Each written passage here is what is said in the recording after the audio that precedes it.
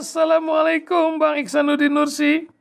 Waalaikumsalam warahmatullahi wabarakatuh. Waduh, gimana Bang Iksanuddin Nursi? Nampaknya saya berhubungan dengan orang pintar ini. Tapi banyak orang pintar yang lain gitu Bang. Ini zaman sudah luar biasa ya. Mandalika, kata TNI Angkatan Udara, bukan dukun, ini urusan teknologi katanya. Tapi macam kisah di Indonesia.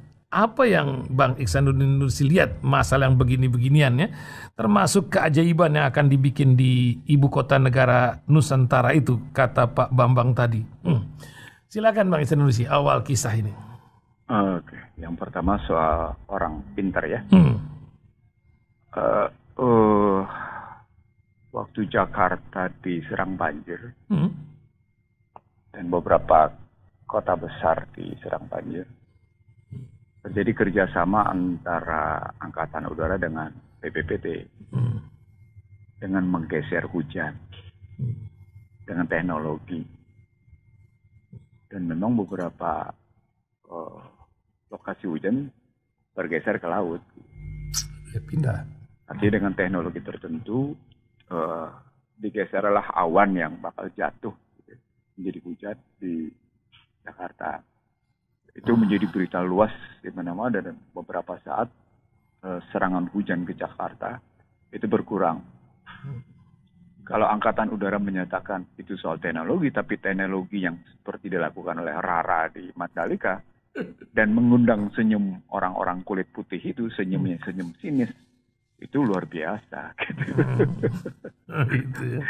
Itu kan kita lihat ketika si Rara dengan gagah jelita gitu ya. Betul. Saya bilang gagah jelita gitu. Berjalan di depan orang-orang kulit putih itu, dan dengan tangannya menyampaikan sesuatu, sebelah kiri memegang pendupaan gitu. Itu sejumlah orang kulit putih kan senyumnya senyum sinis gitu. Ngelihat mereka senyum-senyum. Luar biasa itu senyuman itu gitu. Punya makna. Mereka menganggap ada satu tontonan lucu gitu. Kalau dalam interpretasi saya. Kalau kita lihat sementara berhadapan dengan kerjasama Angkatan Udara dengan BPPT itu beberapa saat lalu gitu. Memang sebenarnya kan sudah terjadi gerakan apa yang saya sebut sebagai geoengineering, perekayasaan cuaca. Nah, perekayasaan cuaca antara lain memang menggeser titik hujan jatuh di mana, tapi tidak bisa menolak hujan.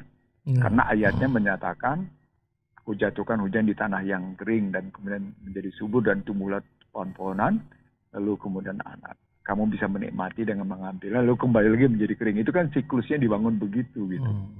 Jadi artinya ada beberapa yang perekayasaan hujan itu bisa dilakukan, perekayasaan tempat jatuhnya hujan bisa dilakukan, ada yang tidak bisa dilakukan. Itulah kekuasaan Allah, alimul ghaibi wa syahadah, innahu azizul hakim kan. Mana lebih kuat? Tentu lebih kuat keputusan Allah, karena ayatnya menyatakan, aku turun, lihatlah tanah yang kering dan kemudian aku turunkan hujan, kan gitu ayat.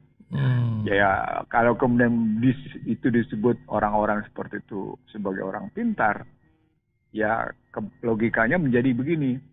Ini yang minta orang pintar atau orang bodoh gitu, atau orang tidak berpengetahuan. Logikanya gitu kalau soal.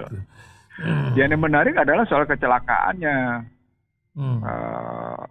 Yang si Marquez itu yang ternyata langsung dibawa pulang. Seakan-akan tidak ada layanan kesehatan yang cukup memadai di NTB, di Bali, atau di mana di kawasan Indonesia. Itu kan sebenarnya mempermalukan kualitas layanan kesehatan di Indonesia. Kalau saya. Iya, di meme-nya itu karena belum terdaftar di BPJS katanya. Iya, isinya begitu. Itu kan ejekan. Ejekan gitu ya. Tapi di Bali sedang dibangun rumah sakit besar itu Bang, dari internasional punya ya. Kalau tanya dari Amerika itu. Wah, nampaknya akan terjadi sebuah revolusi kesehatan di negeri ini ketika dokter-dokter asing akan masuk itu. Ini kan bisnis besar kata sebagian konglomerat urusan rumah sakit ini.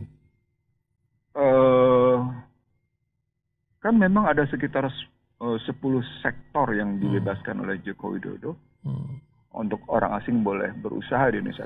Termasuk salah satunya soal mendirikan rumah sakit, soal sekolahan, dan soal pariwisata kan. Jadi kalau akan ada rumah sakit yang diinvestasikan oleh orang asing, ya memang bisnis besar karena devisa kita yang keluar untuk orang Indonesia yang berobat karena layanan kesehatan yang dianggap di Indonesia tidak memadai, itu triliunan kan pernah saya sampaikan. Masya Allah. Saya lupa angkanya. Ya. Tapi banyak mereka yang berobat keluar ke Penang, ke Singapura, ke Shah Alam, lalu ke Melbourne, gitu ya, ke Sydney, ke Melbourne, terus juga ke Jerman, ke Amerika, ke Hong Kong, ke Korea Selatan maksud saya, ke India, ke Seoul, bahkan ke Thailand gitu, ke Bangkok gitu. Kalau saya bilang ke Bangkok sama ke Seoul, ngerti ya maksudnya ya. Yeah. Jadi ya memang itu kan memang sudah dibebaskan. Ya, artinya saya tidak membenarkan kebijakan itu, tapi itu memang bisnis besar. Persoalan pokoknya adalah apakah sedemikian rupa rendahnya kualitas layanan kesehatan di Indonesia sehingga akhirnya kalau soal itu bisnis opportunity bisnis yang besar, peluang bisnis yang besar ya pasti. Yeah. Anda bisa lihat satu konglomerat dua konglomerat Indonesia begitu gegap gempita bermainkan rumah sakit sebagai satu bisnis properti kan. Luar jadi biasa. Properti in financial in health care gitu ya. Yeah. Bisa kita lihat itu bagaimana dia gegap gempita. Bahkan menjadi salah satu termasuk orang kaya gitu. Betul. Nggak boleh ada rumah sakit yang batuk-batuk dikit, rumah sakitnya batuk-batuk langsung ditelan sama dia gitu. Diakuisisi lah begitu. Betul. Kebetulan saya tahu persis, bukan tahu dari orang, saya tahu persis gitu. Karena saya pernah mengunjunginya dan saya lihat bagaimana cara dia. Kalau batuk-batuk sedikit sih masih mendingan. Ini kalau sedikit kelihatan agak terasa kurang stabil, sedikit aja. Udah terus orangnya dia siap beli itu, ambil langsung. Luar biasa. Di beberapa daerah ditolak. Oh ya, betul. Saya ingat. Beberapa daerah ditolak tapi penolakan itu tetap kalah. Karena ada LSM yang mau. Karena kekuatan akses yang dia punya, karena power yang dia punya. Gitu. Masya Allah. Tadi ada berita Bang, kita bacakan tuh keajaiban kata Bambang nih sama Bambang Susantono. Ini KPK ya, masalah korupsi. Dia berusaha untuk dalam pembangunan ibu kota negara ini tanpa korupsi. Nah ini juga menyangkut nanti kepada kebahagiaan orang Indonesia nih pertanyaan berikutnya. Dialog kita Bang Ihsanuddin Nursi. Apakah bisa keajaiban ini terjadi di IKN nanti gitu? Silakan Bang. Yang pertama soal korupsi dulu secara umum ya sebagai indikator. Salah satu indikator indeks kebahagiaan yang dibangun oleh Sustainable Development Solution ya. Saya pernah membaca tapi saya lupa saya taruh di mana. Kalau kita mau ngulangin korupsi di dunia, hilangin korupsi di Washington, di New York, sama di London. Begitu? Iya, tesisnya begitu. Hilangkan dulu korupsi di situ. Gitu. Dunia pasti akan berkurang karena kan tesis besarnya begini. Kalau ini kemudian jadi saya tulis di artikel. Selama sistem ekonominya adalah free market mechanism. Selama sistem ekonominya adalah pasar bebas dan di dalam posisi pasar bebas, hukum transaksinya berlaku asymmetric information atau berlaku informasi asimetrik. Maka informasi asimetri tadi adalah sebuah kebohongan. Maka sebuah kebohongan tadi adalah korupsi. Itu tesisnya. Itulah yang disebut oleh Stiglitz. Asymmetric information itu mengandung banyak ketidakjujuran. Ketidakjujuran itu sama dengan korupsi. Makanya saya tidak lagi bicara dalam korupsi keuangan, tapi korupsi konstitusi, korupsi etika, korupsi nilai. Korupsi statement hari Senin mau ada daftar para konglomerat minyak. Tapi itu sekarang nggak ada. Nggak ada, bahkan harga ecerannya jadi naik 15.000. Naik. Nggak bisa berkutik menterinya tuh di tengah. Salah satu contoh sederhananya adalah Anda bersumpah untuk tetap tunduk patuh pada konstitusi. Tiba-tiba, saya mau 3 periode. Sumpah konstitusinya berapa? 2 periode loh. Artinya bukan hanya soal Joko Widodo. Mereka yang bicara 3 periode itu kemudian menyalahi sumpah. Bererot. Itu yang saya sebut sebagai mengangkangi atau membangkang terhadap konstitusi. Padahal sumpahnya demi Allah, itu korupsi konstitusi. Gitu. Lalu orang bilang, kan iya namanya konstitusi, nggak ada yang bisa diubah. Nah kalau gitu kemarin sumpahnya apa dong? Oh iya. Kan gitu pertanyaan. Balik lagi ya. Gitu. Baliknya sumpahnya apa dong? Pasal 7 itu, pasal 7 Undang-Undang Dasar. Gitu. Demi Allah saya bersumpah akan menjalankan konstitusi dan undang-undang dengan seluruh yang akan diubah gitu, tambah lagi ya. Gitu. Itu kalau soal korupsi. Jadi itu korupsi nilai, itu korupsi etika gitu. Kan kalau korupsi etika Anda bisa lihat di jalan raya. Anda bisa lihat itu korupsi etika ketika orang-orang yang kena riba itu semena-mena menjalankan kendaraannya, apakah pengemudi motor, pengemudi mobil, atau angkot yang sudah dapat disubsidi oleh Anies, tetap saja begitu. Saya pesepeda ya, jadi saya menikmati betul kegarangan, kebuasan dan kebengisan. Saya ulang ya, kegarangan, kebuasan dan kebengisan jalan raya. Itu saya nikmati, saya lihat, itu saya saksikan. Bahkan bukan hanya lelaki. Perempuan pun begitu kelakuannya di jalan raya coba. Jadi itu bukan hanya perempuan muda, perempuan-perempuan yang sudah berkeluarga. Dan saya menjadi korbannya gitu. Coba kebayang nggak? Apa yang salah dengan negeri ini, Bang? Itu kan riba. Itu riba dan juga, nah ini bagaimana dengan happiness ini? Apa di negara-negara itu bunga sudah 0% atau bagaimana tuh, Bang? Indeksnya kan materialisme. Oh ya, semua indeksnya betul. Pertama adalah tingkat pendapatan, betul. Jadi kalau diambil sustainable, kan makanya tayangan saya di YouTube hanya berumur beberapa jam ketika saya menggugat tesis dasar, teori dasar atau rujukan dasar dari Sustainable Development, Sustainable Development Goals (SDGs). YouTube saya langsung turun langsung take down ketika saya kritik teori dasar atau basis dasar atau rujukan dasar dari Sustainable Development Goals. Ada kalau ambil tesis dasar atau teori dasar Sustainable Development Goals, misalnya dari 17 pilar itu gitu ya, itu tetap dasarnya adalah tabungan global dan investasi global.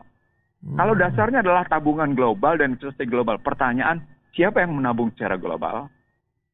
Siapa yang melakukan investasi secara global? Bagaimana mereka mempertahankan posisi diri sebagai penabung global, investor global? Bukankah itu koruptor?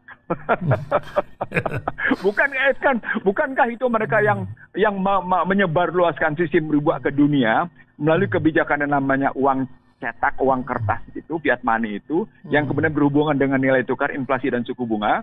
Ayo jawab, coba saya pengen dengar tuh para ekonom garis utama itu ngejawabnya kayak gimana. Dan Finlandia termasuk negeri yang cukup besar bunuh dirinya, termasuk 50 negeri terbesar dalam hal bunuh diri. Kalau kita kan baru melihat emak-emak kemarin bunuh anaknya, itu kan sebuah stres tersendiri itu. Pada ekonomi, stres sendiri pada ekonomi, dan itu indikator lain lagi ceritanya. Jadi Finlandia bukan cuma sekedar itu.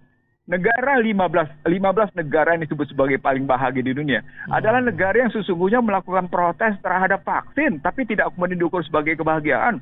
Padahal polisinya sangat kurang ajar terhadap warga negaranya. Gimana coba? Jadi nggak bisa juga kita percaya tuh indikator-indikator yang dibangun oleh Barat, karena mereka sebenarnya materialisme. Gitu. Kalau saya ngeliat, walaupun itu disebarluaskan dengan basis Sustainable Development Goals untuk United Nations, untuk Nah, kalau menurut Bang Ihsanuddin Nursi, kebahagiaan itu bagaimana sih melihatnya gitu, atau perjuangan? Banyak orang-orang di negara konflik dignity dilakukan itu bahagia, mereka bagaimana, Bang? Saya lihat di Gaza itu orang-orang pada bahagia tuh melihat roket itu, kan kalau di Israel ngumpet, di Gaza keluar semua dari toko. Kok kamu bahagia ngeliat roket? Itu di roket udah ada sebutan syahidnya siapa katanya. Nah, itu kalau sudah sampai syahidnya siapa, itu kita siklusnya adalah karena hal adalukum natijaroh. Nah, itu rumusnya. Jadi kalau maukah aku kasih tahu kamu tentang perdagangan yang paling menguntungkan gitu, maka berhijrahlah kamu, berjihadlah di jalan Allah dengan harta dan jiwa kamu. Ya kalau mereka sudah melihat roket dengan posisinya sudah ada tertulis nama siapa mujahidnya gitu ya, siapa yang mati syahid, ya sudah, itu mereka bahagia. Itu konsep kedua sebenarnya. Konsep kedua, konsep yang tertinggi itu adalah soal kecintaan. Aladina amanu asadun hubandillah gitu. Dan kecintaan itu berwujud gitu dalam kehidupan. Itulah kebahagiaan tertinggi gitu. Apa indikatornya? Ya nafsul mutmainnah gitu. Apa tindakan yang pelakunya? Al-mu'minun sama surat yang memberangkatkan Rasul itu surat Isra, sama juga surat Luqman gitu. Jadi beberapa surat itu mengindikasikan orang itu akan berbahagia, dan bahagianya bukan di akhirat, bahagianya di dunia gitu. Masya Allah. Lakum tuflihun kan gitu. Mudah-mudahan kalau jadi pemenang itu bahagia. Itu salah satunya begitu gitu. Kalau pakai konsepnya itu disebutnya hauril bariyah, pribadi yang begitu rupa bariyah itu gitu ya. Kalau kita ambil lagi pakai konsep misalnya Al-Mu'minun gitu ceritanya, waduh bagaimana orang yang dalam keadaan untuk bisa marah pun tidak marah gitu, tapi tetap dalam keadaan sempit pun tetap berbagi, dan itu kan konsep wa mimma razaqnahum yunfiq gitu. Jadi konsepnya tidak mengambil, berarti tidak korupsi. Mesti konsepnya memberi, itu bahagia gitu. Jadi beda banget memang indikator kebahagiaan yang mereka bangun sama indikator kebahagiaan yang dibangun oleh Islam berbasis Al-Quran dan hadis. Apakah semalam kamu tidur nyenyak? Iya. Emang orang riba tidurnya nyenyak? Enggak. Apakah kamu bisa makan hari ini? Bisa. Alhamdulillah. Apakah kamu hari ini tenang, tentram, damai, tidak ada ancaman dari siapapun? Ya, semua tidak ada ancaman, tenang. Itu bahagia. Itu tiga kebutuhan hidup mendasar yang kemudian dikembangkan oleh Maslow, bahwa kebutuhan hidup sudah terpenuhi di situ. Jadi bukan aktualisasi diri berbasis jabatan dan kekayaan gitu sehingga menimbulkan keangkuhan gitu. Iya. Balik lagi tadi Bang, masalah keajaiban itu. Gimana Bang? Apakah ada keajaiban nanti nih? Sekali lagi tidak ada keajaiban karena basisnya adalah free market mechanism. Dan dalam free market mechanism tetap ada asymmetric information, dan dalam asymmetric information tetap ada ketidakjujuran, dan di balik ketidakjujuran adalah korupsi. Apakah diketahui atau tidak diketahui? Jadi mustahil itu omongan. Apalagi saya kenal Bambang Susanto itu. Saya kenal karena ada beberapa forum bareng sama saya gitu. Saya tahu persis beberapa teman menyebutnya sebagai orang baik gitu ya. Tapi saya ingat betul bagaimana di era Budiono dia adalah orang ditunjuk sebagai wakil Menteri Perhubungan. Dan sebelum menjadi wakil Menteri Perhubungan dia ada di Bappenas, dan sebelum ada di Bappenas dia adalah ketua masyarakat transportasi. Iya kan, kebayangkan kayak gimana gitu. Iya, dia sudah ngasih clue sedikit. Artinya itu kan clue dia.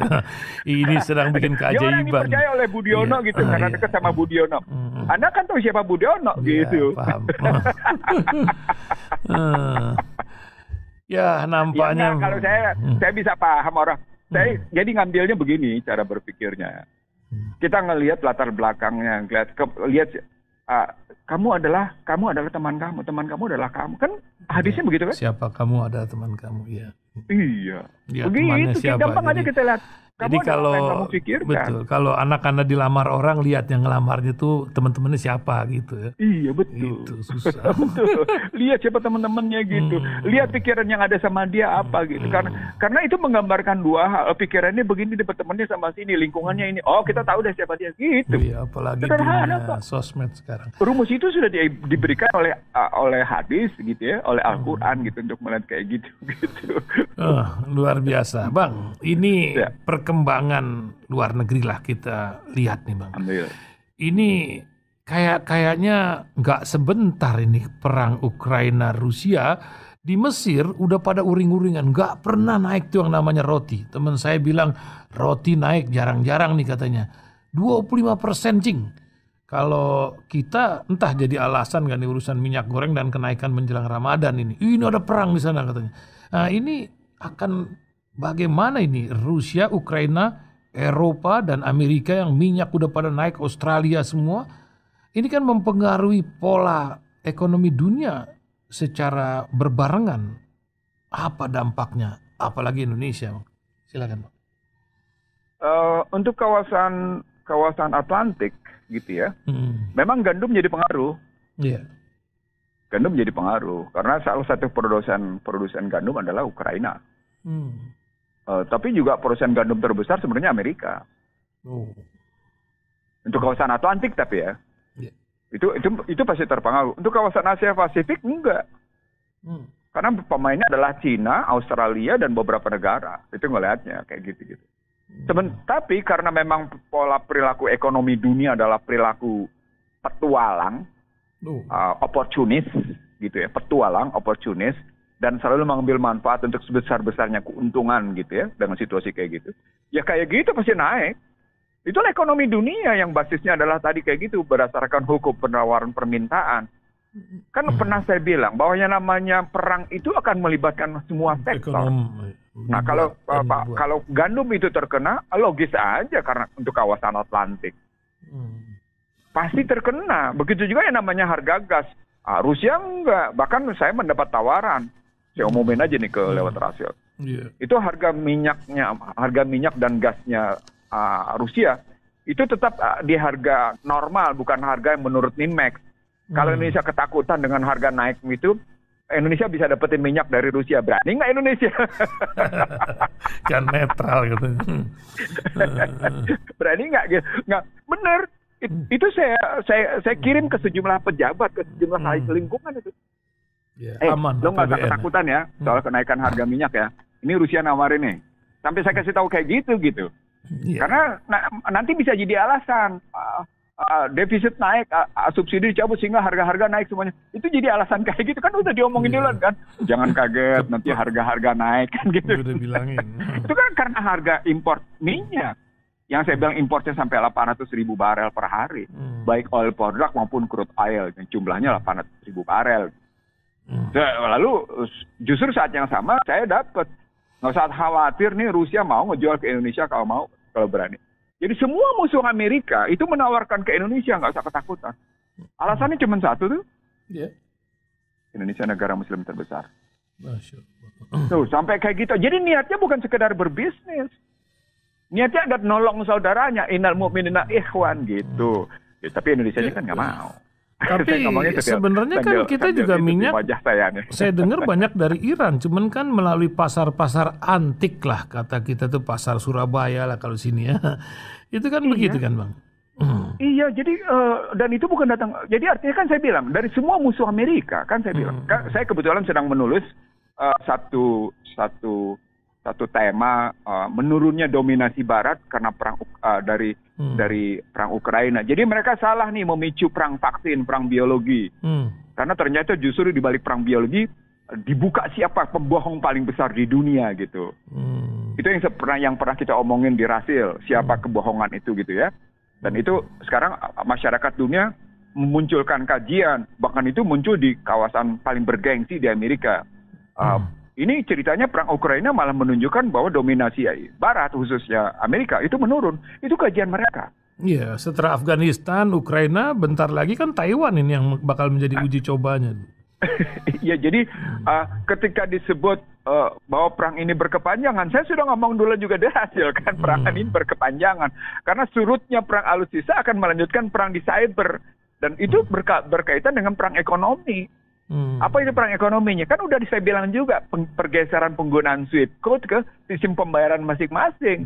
Nah kalau sistem pembayaran masing-masing sudah dipakai berarti meninggalkan Swift Code atau Swift System. Itu berarti meninggalkan dolar. Kalau meninggalkan dolar itu berarti mereka akan mempengaruhi kebijakan di keuangan mereka.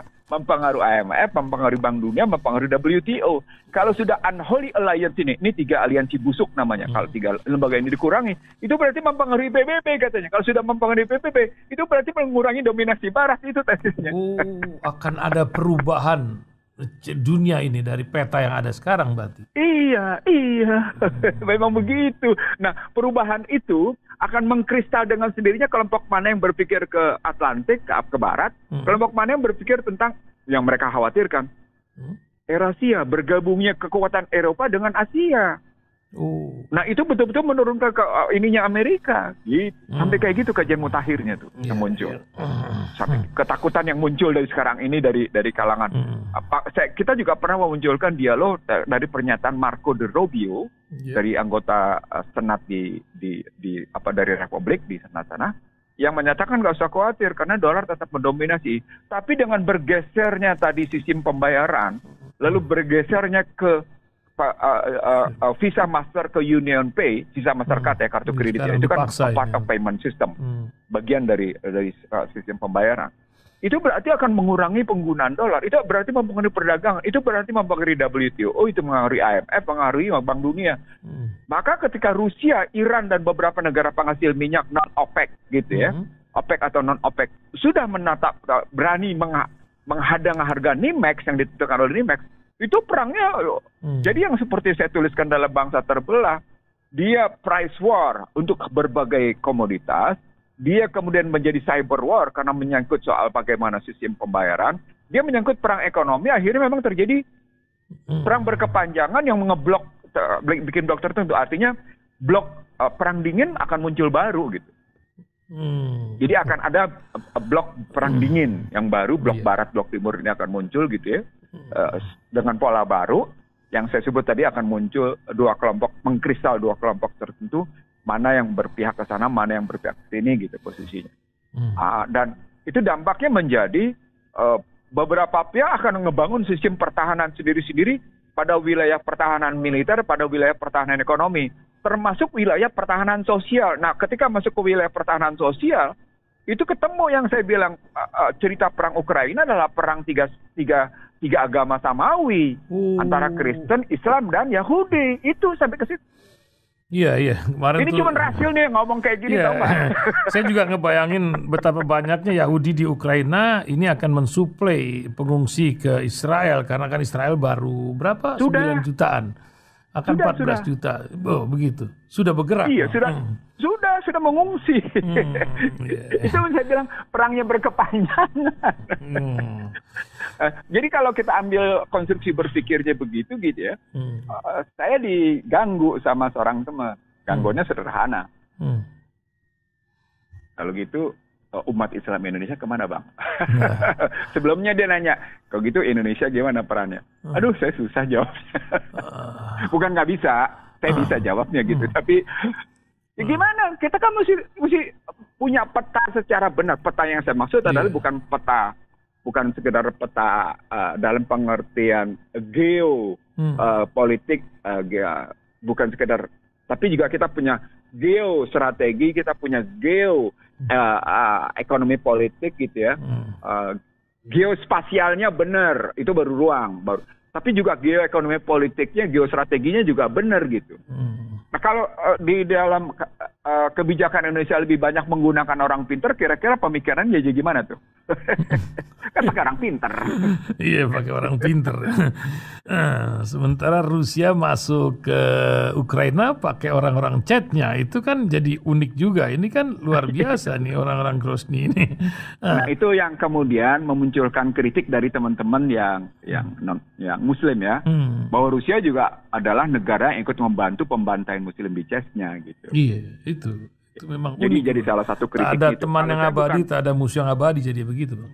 Betul. Jadi menurut saya kajiannya bukan sekedar itu. Kajiannya adalah kajian bahwa perang itu tidak pernah sungguh-sungguh melahirkan penyelesaian masalah. Kecuali perang yang bebas dari kepentingan negara bangsa. Tapi perang dalam rangka menegakkan nilai-nilai kemanusiaan yang punya pola tangguh dan utuh. Nah, kalau sudah sampai kayak gitu, munculnya, maaf ya, saya harus mengutip, ya ayyuhalladzina amanu yuqatiluna fi sabilillah. Bukan ya ayyuhalladzina kafaru yuqatiluna fi tagut. Itu konstruksinya beda banget itu. Itu yang mesti dipakai, ya ayyuhalladzina yuqatiluna fi sabilillah. Yang satu lagi, ya ayyuhalladzina kafaru yuqatiluna fi tagut. Ya ayyuhalladzina kafaru posisinya. Yang satu ya ayyuhalladzina amanu, beda banget gitu. Nah, kalau perangnya ya ayyuhalladzina kafaru yuqatiluna fi tagut, sementara togut adalah representasi dari materialisme, ya nggak akan pernah perang itu melahirkan kedamaian, perang itu melahirkan stabilitas, nggak akan pernah. Itulah sejarah abad 20 sampai dengan hari ini. Saya ulang ya, itulah sejarah abad 20 sampai dengan hari ini. Ini saya pernah presentasikan nih di satu tokoh Indonesia gitu, yang dia bilang, oh iya juga ya katanya. Saya ngomongnya kayak gini nih gitu. Ini loh, Oke, perang itu dalam rangka mencapai perdamaian. Tapi perdamaian apa yang tercapai? Kualitas perdamaian kayak gimana? Jadi kita ngukur lagi tuh yang disebut tadi indeks kebahagiaan. Yeah. Dalam rangka mencapai perdamaian maka dilakukan peperangan. Peperangan dalam rangka perdamaian. Kan gitu kan? Tuh, untuk bisa damai adalah perang. Harus siap perang kata orang begitu kan. Enggak, untuk damai Anda harus perang. Oh, lagi. bukan untuk damai kita harus siap, enggak, untuk perang memang baru damai. Artinya kan pendekatan kekuasaan kan. Yeah. Itu kan pendekatan kekuasaan.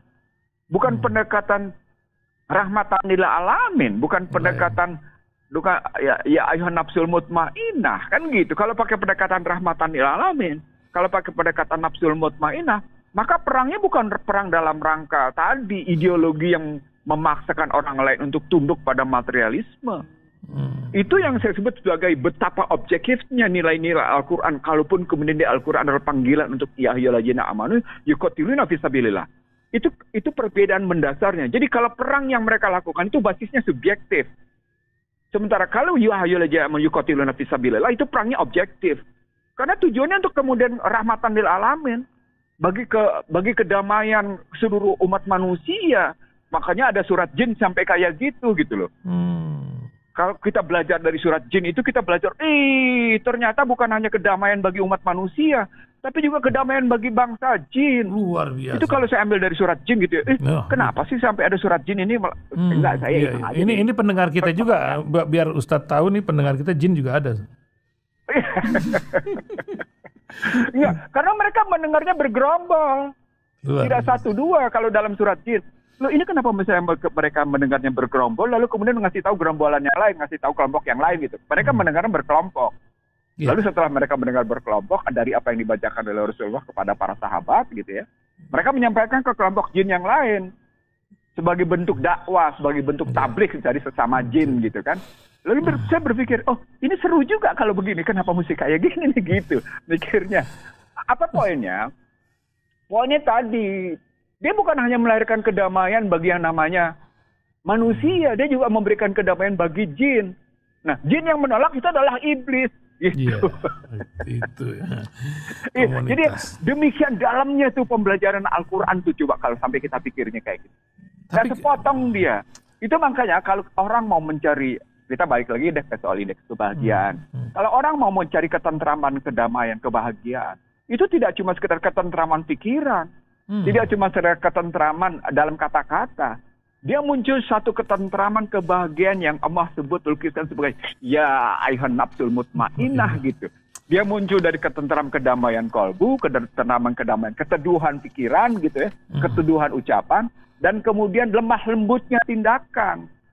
Masya Allah. Makanya disebut di situ bagaimana Rasul bersikap ruhama'u bainahum gitu, asidau ala kufar gitu. Muhammad Rasulullah malajina ma'hum asidau ala kufar ruhama'u bainahum. Itu ada perilaku di mana memang orang-orang yang biasa menentang, kan iblis nih yang menentang nih sesungguhnya kalau pakai lukisan Al-Baqarah gitu ya. Itu harus dihadapi dengan tegas gitu. Tapi pada saatnya sama Rasul bersikap lemah lembut. Itu yang disebut dengan rahmatan ilal alamin. Tuh, ini dia.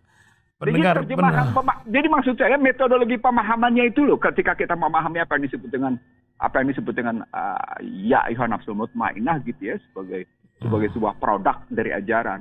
Nah, ini berbeda sekali dengan format yang namanya ajaran berbasis materialisme, yang sesungguhnya di belakang pasti ada ketidakjujuran, pasti ada keserakahan, sehingga disebutlah rakus dan jahat, dan sementara pada mereka yang rakus dan jahat tidak bisa diambil tindakan. Gitu. Sampai hari ini. tapi lagi dicari kambing yang lain nih supaya lengkap lah kandang ini. Nah, memang luar biasa. Tadi Bang Ihsanuddin Nursi bilang masalah Al-Quran itu menjadi patokan kebahagiaan. Ini tadi saya baca berita Bang, di Lapas Balikpapan. Dulu saya lihat di mana Cibinong ada tuh pesantren lapas. Kayaknya dicabut, ganti orang, menterinya ini dihapus katanya, bahaya katanya. Tapi Balikpapan menyadari kebahagiaan orang di lapas itu bisa-bisa yang udah keluar balik lagi nih karena belum hatam katanya. Gimana Bang, terapi Al-Quran ini kan kita udah baca, udah ngerti. Tapi ngejalan ini kan nggak bisa sembarangan. Ada konstitusi yang punya tafsir-tafsir macem-macem ini walaupun dilanggar gitu. Gimana Bang? Pertama soal lapas ya, namanya lah kan lembaga pemasyarakatan. Ya. Maka mestinya di dalamnya ada pendidikan akhlak. Tapi kan ternyata kita lihat lapas itu bukan lembaga pendidikan akhlak. Terjadi S3 jual beli ya, narkoba. betul. Iya, Lalu ada jual beli ruangan. Lalu ada jual beli fasilitas. Saya ketemu, ya saya nggak enak ngomong. Ya, sipulan. Saya sebut si X deh, kalau gitu ya, dari satu lapas tertentu gitu ya. Waduh, hidupnya luar biasa tuh. Kan orang bingung, dia ketua lapas hidupnya kayak gitu. Orang bingung gitu. Gimana bisa begitu? Lalu saya ketemu juga sama mereka yang menjual fasilitas. Saya bilang saya ketemu loh.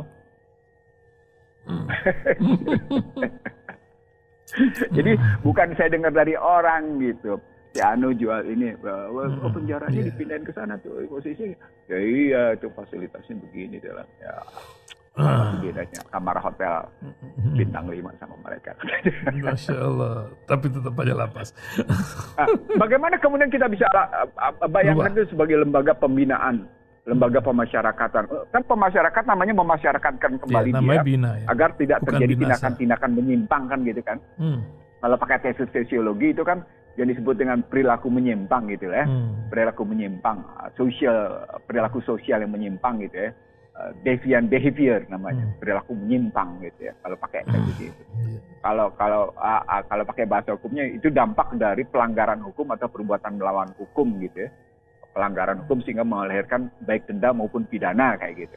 Kalau pakai Al-Quran kan sesungguhnya itu tadi karena sama sekali menentang gitu, total menentang seperti iblis gitu.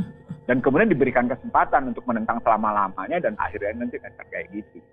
Nah, sekarang kalau kita ambil pada konstruksi apa yang ditanyakan oleh ahli tentang bagaimana mereka bisa seperti itu sementara ya kalau begitu pertanyaan besarnya menjadi kurikulum apa yang dimiliki oleh lapas dalam rangka nanti mereka setelah keluar dari lapas tidak lagi menjadi alumni lapas kembali gitu. Kan baliknya ke kurikulum. Nah, saya pernah ingat yang terjadi di Pulau Buru. Saya kebetulan nggak ketemu orangnya, menarik kan? Lagi-lagi ini pengalaman nih.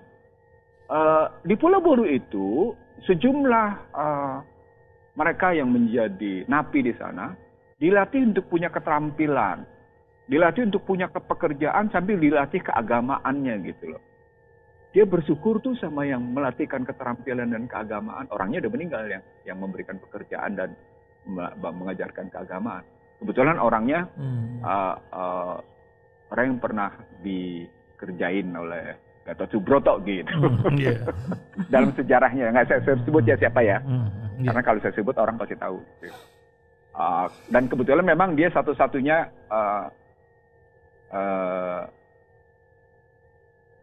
konglomerat yang dekat dengan Cendana, lalu tapi kemudian dia konglomerat yang paling berani bertanggung jawab atas tuduhan BLBI, sehingga hartanya disita dan kemudian dia macam-macam terkena tindakan, gitu ya. Lalu kemudian dia dimasukkan ke Pulau Buru. Dan saya tahu bagaimana penyelamatan asetnya. Saya bilang saya tahu. Kebetulan saya pernah, bukan kebetulan, ya Allah yang punya jalan Allah. Saya ngobrol cukup lama sama yang bersangkutan gitu. Dalam satu kesempatan termasuk saya nanya soal macam-macam gitu sama dia yang banyak hal tidak tahu. Karena dia pernah bilang pada Sugeng Saryadi, itu Anda ngundang terus Iksanuddin Nursi itu cara berpikir dia itu katanya itu bikin saya sebel. Cara berpikir dia bikin saya sebel. Sebelnya itu bukan sebel. Saya kan konfirmasi. Saya bilang, Anda sebel ya sama saya. Saya dengar Anda bilang sama Sugeng Saryadi, Anda sebel sama saya karena cara-cara berpikir saya, metodologi berpikir saya, sistematik analisis saya, Anda sebel. Bukan itu katanya. Orang kalau udah ngadepin Anda pusing katanya. Sugeng itu udah meninggal, Sugeng Saryadi ya. Sugeng Saryadi sedikit.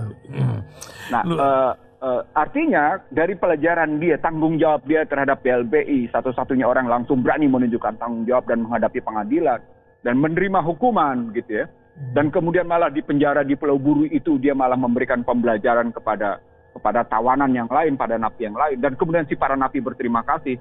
Itu kan bagian dari kurikulum, bukan kurikulumnya Pulau Buru, kurikulumnya si konglomerat itu.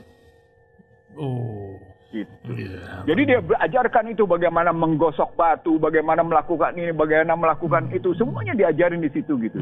Yang keterampilan. Jadi tergantung minatnya masing-masing. Iya. Dan itu dia biayai dari duit dia gitu. Artinya Sampai kayak gitu ngelihat. kalau mau serius membina itu bisa sebenarnya. Cuman kan Betul sekali. yang jadi masalah ini kan keseriusan untuk membina itu. Sebenarnya kalimat serius itu sesungguhnya apa yang disebut dalam bahasa Al-Quran, dalam bahasa agama ajaran, itu soal melaksanakan amanah yang diberikan pada jabatan. Kalau kita bilang akuntabilitasnya kayak apa? Kalau kita bilang jihad nanti lain kayak gimana gitu. Betul. Jadi ada dua hal konstruksinya, accountability and responsibility. Kalau pakai bahasa agama, amanah yang Anda pegang tuh kayak apa gitu. Anda menjalankannya kayak gimana gitu. Weh, sudah 45 menit Bang Ihsanuddin Nursi. Gitu ya? Wah, luar biasa. Nggak terasa ya. Iya, sudah 40 menit baru saya jalan. 40 menit ini luar biasa. Terima kasih nih Bang. Mungkin kita tutup dulu bincang ini kita. Ini Selasa terakhir sebelum Ramadan ya? Masih ada satu lagi kalau nggak salah. Ya, betul nggak? Selasa terakhir. Iya. Kita Ramadan tanggal 2 ya. Tanggal 2 itu hari Rabu ya. Iya, tanggal 2 hari Rabu, betul. Masih ada sehari lagi. Berarti betul. Dan kita Ramadan terus kan Bang, nggak pakai stop karena orang banyak. Kita terus nggak ada masalah kali itu. Iya, terima tetap kasih. Biasa nggak ada masalah. Iya, artinya kita tetap berbagi pemikiran, berbagi pengetahuan, berbagi keimanan terhadap sesama dalam rangka meningkatkan kualitas keimanan. Mudah-mudahan kita tetap dalam lindungan Allah. Kita tetap dalam berkahnya, kita memasuki Ramadan dalam hati yang lapang, dengan persiapan yang betul-betul baik, sehingga kita betul-betul mendapatkan Lailatul Mubarakat. Salah menjadi tanggung jawab saya, gitu ya, benar karena kehendak Allah. Amin. Syukran. Assalamualaikum warahmatullahi wabarakatuh. Waalaikumsalam warahmatullahi wabarakatuh.